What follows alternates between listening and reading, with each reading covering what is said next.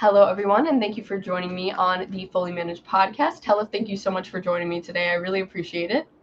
Yeah, happy to be here. Thank you. All right, so today we're going to start with a game. I like to cater these games towards my guests, so I hope this is something that you think is fun. If you don't think it's fun, don't tell me. That would make me really sad. I'm just kidding, but the name of the game is called Clickbait or Genius. So what we're going to do is I'm going to give you some scenarios in which the concept may sound clickbaity, but some of them are real scenarios in which worked and were great campaigns, and some of them are not real. Maybe they would work, but we will never know. And you were supposed to tell me whether you think it's fake or a real campaign. Have you played this game before? I change the game every time. I've played a game similarly to this, but I like to mix it up because it makes it more fun for me and also makes it more fun for the guests. Great, let's do it. Alrighty, okay. First one is, a fast food brand once ran a campaign where they only served burgers to customers who whispered their order. Clickbait. Yep, totally right. Okay, you're already doing great. Okay, a candy brand made a billboard entirely out of real chocolate bars. Clickbait. That's real. Cadbury did it. And did it melt? I don't know the specifics of that, but that would sound really disgusting. So I hope not. Maybe they had some cooling technology. Winter campaign. Winter billboard. Yeah. And then it can't. It has to be like in a certain area. I would think that maybe it wouldn't get sunny in the morning. I don't know. Maybe Alaska during a certain time of year. That might work. Okay. Next one, a fashion brand created a VR runway show where attendees had to wear pajamas. It was clickbait, or what was the other option? Fake or real? Let's say that's real. Clickbait or genius, I guess. Genius. That is fake. That is clickbait. You're correct. All right, we're on a losing streak here. No. Oh, you changed your mind because you said fake at first. No, I was guessing that was genius. It's always guessing. Don't even worry. I think only if you're familiar with them. Okay, next one. A soda company built a vending machine that gave you free drinks if you hugged it. Genius. Do you remember this? Do you remember who did it? It feels like it rings a bell, but I don't. It's Coca-Cola. I do remember this campaign. I thought it was really bizarre, but I don't really know what it really showcases. I think that's really funny when campaigns work out, but I don't really understand what they have to do with the company. Okay, last one. A mattress company launched a billboard that doubled as a nap pod for commuters. A billboard that doubled as a nap pod. I'm going to go with genius because I'm bullish on the innovation from the mattress industry. I do love the idea of this, and I am surprised because it is real. It is IKEA, which I thought was interesting because I guess IKEA isn't necessarily a mattress company, but I guess they do sell mattresses. I wouldn't really consider it that, but well, you did a great job. I would say that was about 50-50, which I think I would have done more poorly if I didn't create the game myself. So I think you did a great job, and thank you for entertaining me with that. Well, what I want to start with is tell me more about yourself. Tell the audience more about yourself. Tell us why you are an expert in this game, and why I asked you these questions in the first place, and your business journey, how you got to this point, and what you're doing today. I know that's a lot. Yeah. I'll let you redirect me, but as far as an introduction goes, as I can see, at least on the screen, I'm the founder and CEO of ADM. ADM is Accelerated Digital Media. We're a performance marketing firm that I launched in 2017 after a stint at Google. And we work with a range of industries, but a lot of e-commerce, a lot of healthcare, and we ensure that our clients are spending their money on digital media platforms as efficiently as possible. And that investment they're deploying is contributing to the growth of their business in the most effective way possible. Beautiful. Well, so coming from Google, what sparked Like, was it frustration or like inspiration that made you think I have to do this myself? Yeah, it was, I started to actually build some resentment around agencies. I've been very happy to learn since founding ADM, there are a lot of great agencies in the world and a lot of great agencies in this country. I'm proud to call a lot of them my peers in the space, both the companies and the leaders of those companies. But I was working on a pilot program that Google had launched where we, unique to the rest of Google Ads team, we were providing turnkey ad management services from within Google. Anyone who has had a Google rep in the past, which is a lot of people, knows that they're much more advisory focused. We were taking the keys to these ad accounts. We were managing every element of them and taking full ownership of the performance. And I had the opportunity to work with a couple agencies during that stint at Google. And I saw some really unfortunate things. I saw agencies that held ad accounts hostage. I saw agencies that really overcharged their clients relative to what I understood their workload would be. I had some calls with the agencies specifically where they were even critical of their clients in terms of what they were willing to pay them. And I just felt I could provide a better service at a more affordable rate. I felt confident in the growth of the digital marketing industry and in particular, the Google Ads suite. And to me, it just felt those are the major forces that are needed to launch a successful business.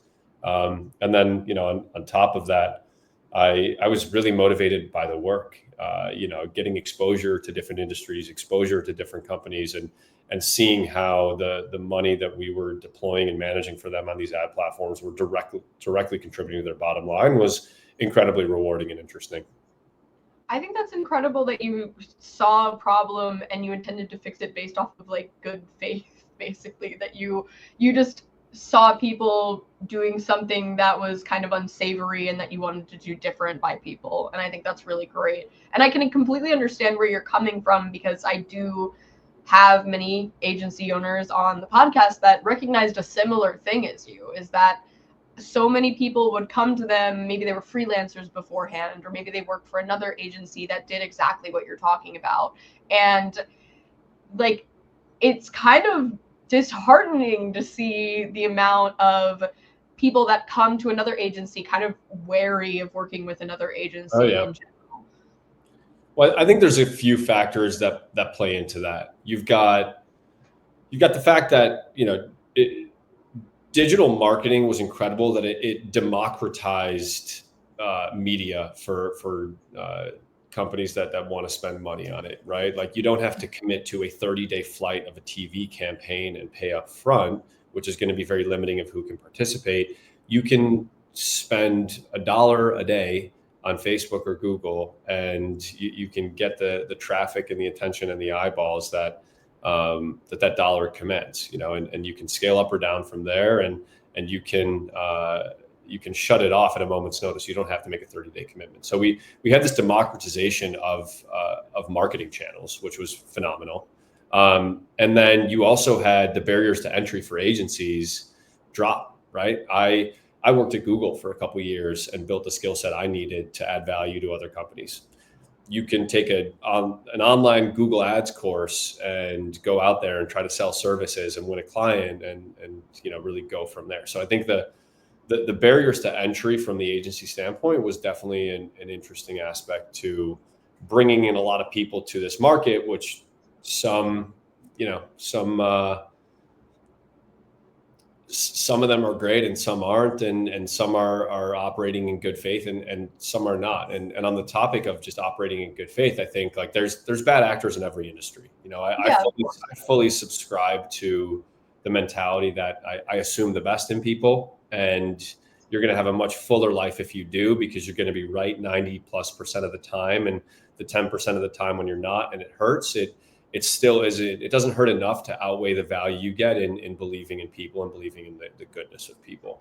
But I think in this country, if you find a market where there is demand, and I felt I had that with digital marketing and the Google Ads suite specifically, if you work hard and if you do the right thing and if you treat people well, you're going to be successful. So I think operating with good intentions and a strong moral compass, and I can't say it without thinking of Billy Madison, strong business ethics, you're going to be successful if you're in the right marketplace. Yeah, no, I completely agree. And it is like an industry that had a very big boom. And I agree that the barrier to entry definitely probably contributed to a lot of quote unquote swindlers getting into the industry, because there's other industries that I agree with you always have bad actors in all, but at the same time, when an industry is very easy to tap into, then it makes more sense that there'd be maybe more issues. But I do believe that yeah, like you have to, if you're asking for help, which it inevitably, if you're going to an agency, you're kind of asking for help of like whatever their services, whatever services they're providing, you have to put a level of trust in them. And I think that it is really sad when you see that, you know, you put your trust in someone with like your business, like your baby, and you they didn't do right by you. So it is nice to see when agencies are doing that. Well, I think there's a couple elements to that, Shannon. You do have some people that they oversell and they can't deliver, and maybe they don't even have their best intentions, right? That's a clear bucket of those bad actors, if you will, who create a lot of those negative stereotypes that have some validity. But then you've got that sentiment that you talked about, where a lot of people, they come to an agency and they have some sort of bad taste in their mouth of an agency in the past. And I'd say a lot of times it's not necessarily because they worked with one of those bad actors, that 10% bucket that we talked about, which unfortunately was a little bigger than 10% when I was at Google, and the ratio of the agencies that I worked with. But I think like a lot of people come to their performance marketing agency with expectations of performance, and you have this case study, you have this portfolio. These are my goals. Can you do it? Can you not? If you say you can't do it, then they're never going to hire you. And so people say they can, and it turns out that they can't, right? So then the client looks at the agency as if they are to blame, if you will, for the lack of performance. And I think one thing that we've done differently, and it's been a part of our values, is operating with transparency. We are not going to guarantee performance ever. We will help you. We will help our clients put together a forecast with all of the appropriate caveats that we cannot guarantee this performance. This is a dynamic marketplace. Every month that goes by, we're going to have more information about how performance will look in future months. So this forecast will be dynamic. And so I think like there's sometimes agencies suffer and the reputation suffers because of potentially miscommunicated expectations on their end, but also in large part inappropriate expectations from the client. And to round out this point, it's like we say to our clients all the time, we are an element of your business. You cannot have an e-commerce website selling t-shirts, work with us, and all of a sudden you're going to hit your profitable return on ad spend, right? You have got to be doing all the right things. You've got to build your brand in the community. You've got to have your email and SMS strategies buttoned up. You've got to be critical about your website flow and your website setup. So there's a lot that goes into it. And I think to conclude, just there's a lot of great agencies out there. There's some validity to those stereotypes that have not always shed the most positive light on agencies, but there's a lot of onus that should be put on both the agency and the client in terms of making those relationships be successful and symbiotic.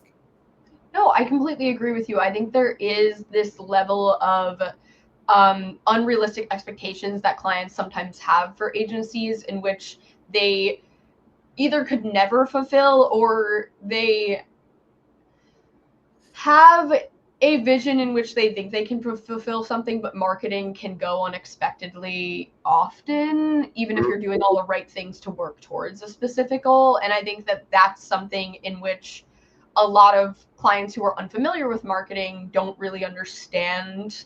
And I think that that's where transparency and almost over communicating is really important, because you're kind of if you're conveying that you're doing all the right things and you've thought about every possible, way something can go, and it doesn't work out in your favor, that doesn't necessarily, at least they can see everything that you work towards that goal for, and they can understand that, okay, they didn't necessarily, like, they weren't neglectful, like this wasn't like based off of something that they did wrong. This is just like possibly the climate, possibly like unexpected, like it's something that you couldn't have predicted that like made this not work in the way in which you originally thought it would. And that is something that you also need to be realistic and transparent with clients about, because I think that when you are that way, they're more likely to like give you another chance or like continue to work with you because you've done all the right things, but sometimes things just don't go the way in which you want. And I think that agencies are often like scrutinized at a level that sometimes isn't fair, especially if they're marketing based, because there's just a misunderstanding of how marketing actually works a lot of the time if you're not well versed in the field. Yeah. Yeah. And I think it's on agencies to set the appropriate expectations with their clients.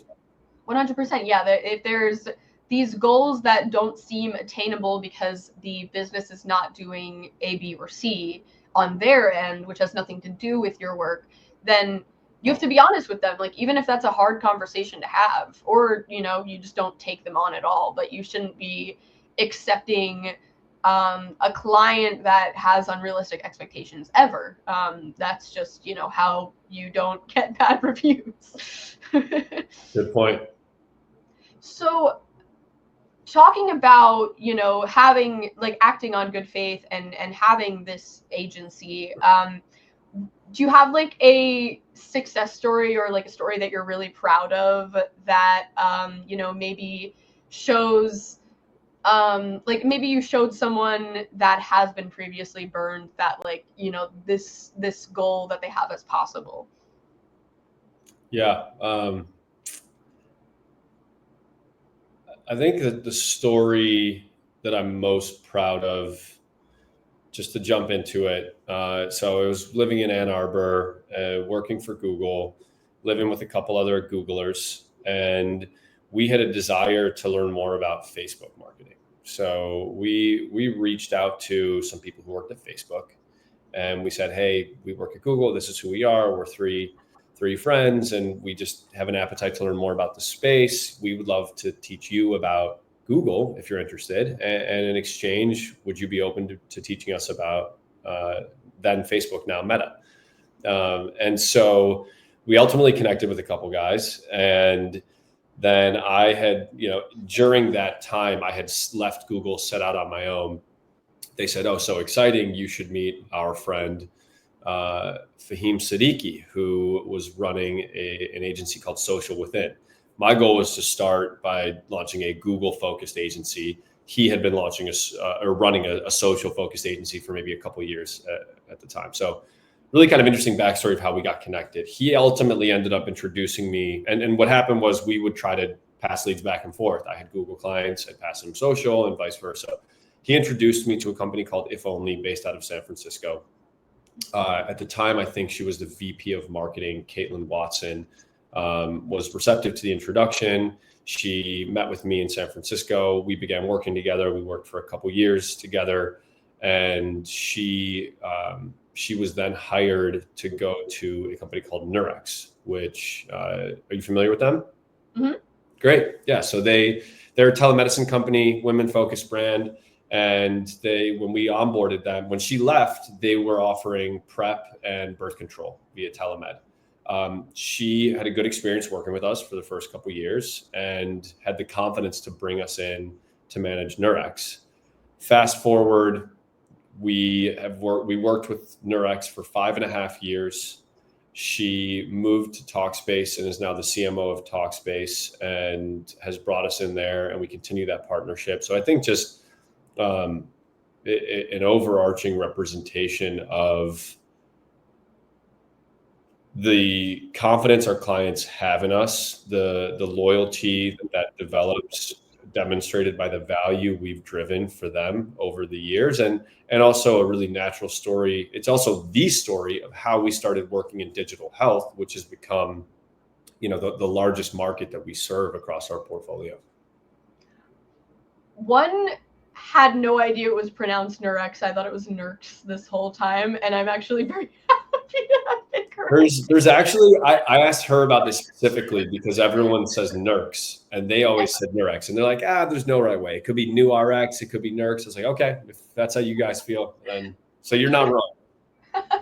Well, I think that's a lovely story, and it's also I love hearing about how an agency like taps into a space, because I feel like it's often serendipitous. Like, it's not necessarily something that you seek out, but something that you just realize you're very good at, or you kind of like make connections in that space, and so it like ends up being a niche of yours. Do you feel that there's any specific, maybe not now as you're used to being in the space more often, but do you feel like there were any specific challenges that you face being in this space, rather than like outside of it? Yeah, without a doubt. I think serendipity is somewhat appropriate, but I also really believe when it comes to business, like you create your luck. So it's like serendipity with an asterisk, and I think there was alignment of a couple factors here. My goal when I launched this agency was, yes, shatter those stereotypes that I had become familiar with when I was at Google, but it was also to build an agency that was focused on quality in all that we do. I want to have an agency that, I would be proud to manage the digital marketing program for my friends and family. And I know they're going to get the best possible service. And so we wanted to launch something that wasn't building a scaled operation and, exclusively focused on, this is our process, you're going to fit into it, and we're going to manage 1,000 accounts, but more so have a one-to-one ratio of personnel to clients, and have really thoughtful approaches in all that we do and strategies that we build, and take the time needed to understand our clients within our partnership. So to build that knowledge transfer phase really into our pricing, even because ultimately we're running a cost plus model. It's very transparent pricing. We need money to justify the time that we spend on our clients, and maybe less so in the early days. We were willing to kind of overwork, but so that was the goal, and that shaped how we recruited, who we recruited, how we trained, the expectations we set for people that joined the team. We started working within digital health. There's absolutely complications. You've got, if you compare it to a standard consumer journey in, product, for home goods e-commerce, right? You've got platform policy that you need to navigate. Google has their own policy around healthcare and PHI. Meta has their own policy. Every platform has their own policy. You've got state regulations. You've got federal regulations around HIPAA. You have complexities of a patient journey that do not exist within a consumer journey. All things that need to be heavily weighted in your consideration of building out a program and understanding how to navigate those different elements. And because of our approach, building our team, because my desire to build an agency that's focused on quality, when we hit hurdle after hurdle working in digital health that didn't exist when we were managing, for example, Buck Mason a year prior, a men's clothing and apparel brand, we were able to navigate those and to find solutions, to be creative at times in finding solutions, to simply be diligent enough to do all of the reading that's necessary. For example, once the FTC started going after digital health clients for PHI and HIPAA violations, we just made it part of our process to reverse engineer every one of those FTC filings, understand what are they saying these companies did wrong, how can we give our clients guidance to do things differently. So absolutely, there were challenges, and we were fortunately set up well enough to overcome them and drive an incredible digital program forward for Nurex, and eventually 30 Madison and the rest of their portfolio when they merged with Nurex. Do you feel that the way in which you successfully interact with clients and your entire team does, do you feel that has a lot to do with the company culture that you've set up? Yes, without a doubt, everything. And I think I learned more about culture at Google than I did about Google Ads, because I very quickly, I felt I was one of the best Google Ads managers in the country, not for blind confidence, but because I was interested in the product, I did the work, and I worked for that pilot program that went much more in depth with the ads platform. We have access to ComDocs when you're at Google, which is basically the engineering write-ups of how the products work. So take your Google Ads Help Center and add all the technical detail that gives you the actual answers of how things work, not just what Google wants you to know or wants you to think you know. So I had a lot of confidence, but I learned very quickly there were people much better than I.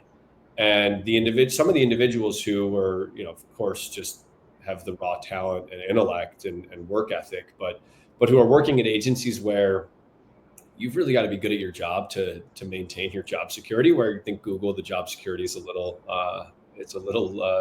tighter, regardless. I soon found people that were much more capable than I was to manage the platform. But again, it was the culture that I learned so much from at Google around creating an environment that people are proud to be a part of. And then I think what I did was I superimposed that with the standard of excellence that I wanted to see from my brand and my company. So, it's very hard when we hire someone, we make a full commitment to them, and we uphold that commitment, and that person becomes a true part of the team. And if there's underperformance, it's very hard to get people to acknowledge that and hold people accountable, and eventually, if they need to, let that person go. But we were able to build a culture that essentially instilled that value of excellence to say, hey, if you have some person on your team, Shannon, if you're a manager at ADM and you've got 4 people and you bring someone else in, we made that commitment.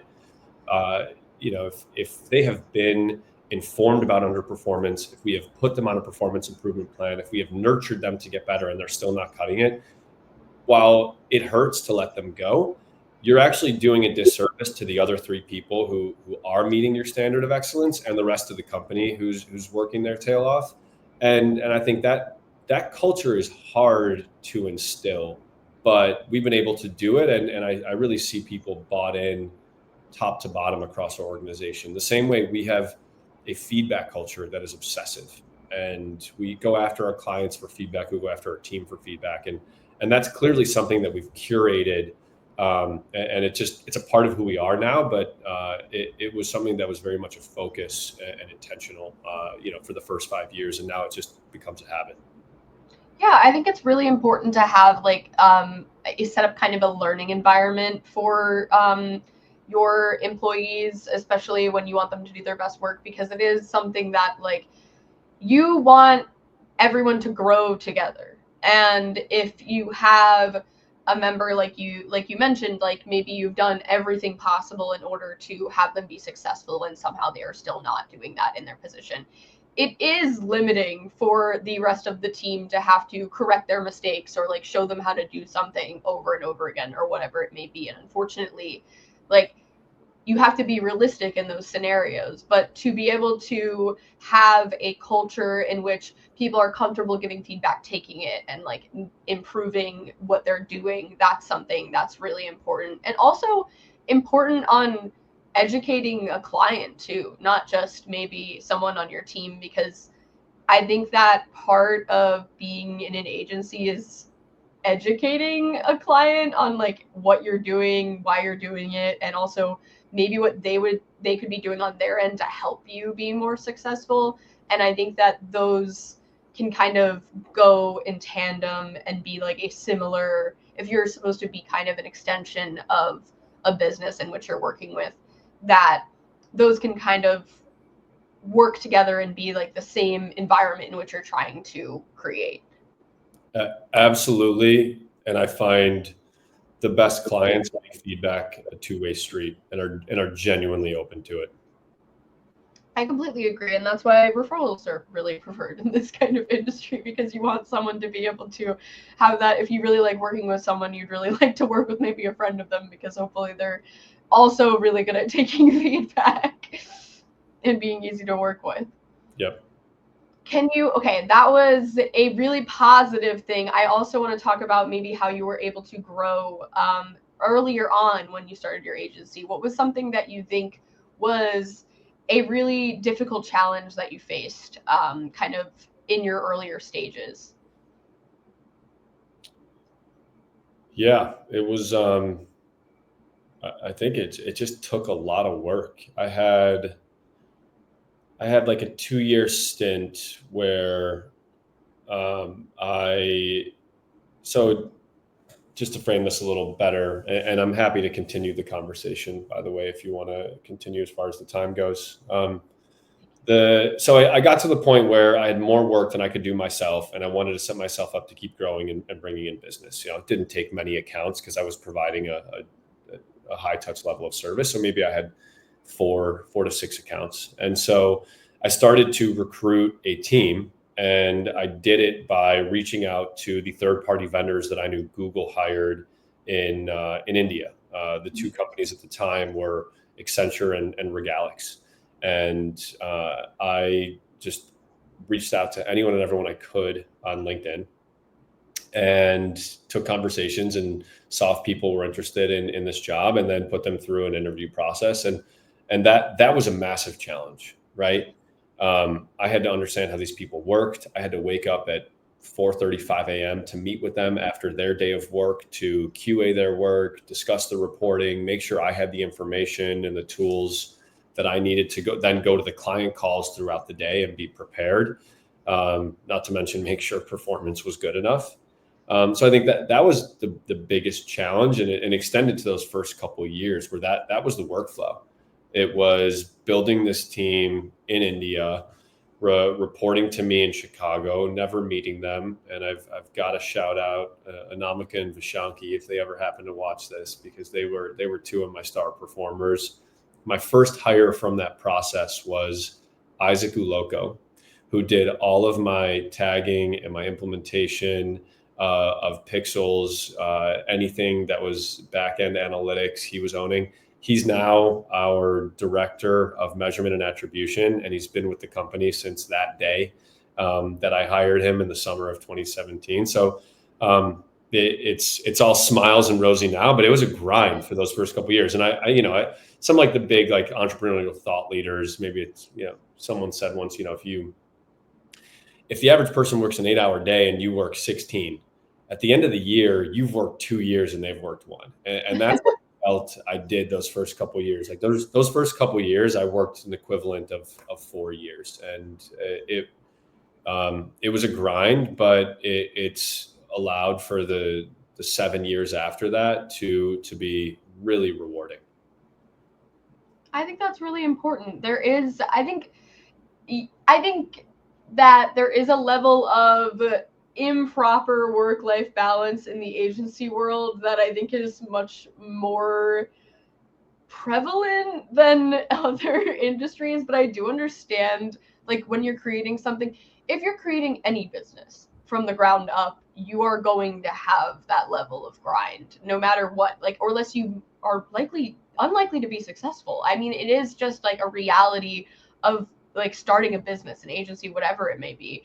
And I think that's just being realistic. But I think that if you're doing that for years and it's not getting better, then maybe you're doing something wrong. But I think that if you're working towards something and you're like seeing the fruits of your labor in a normal amount of expected time, I think that that's awesome. And like to be able to, I can completely understand the hiring process, although I do not own this company. I interview for people on my team, and just creating a process for a job position in which you've been doing before that is hard enough.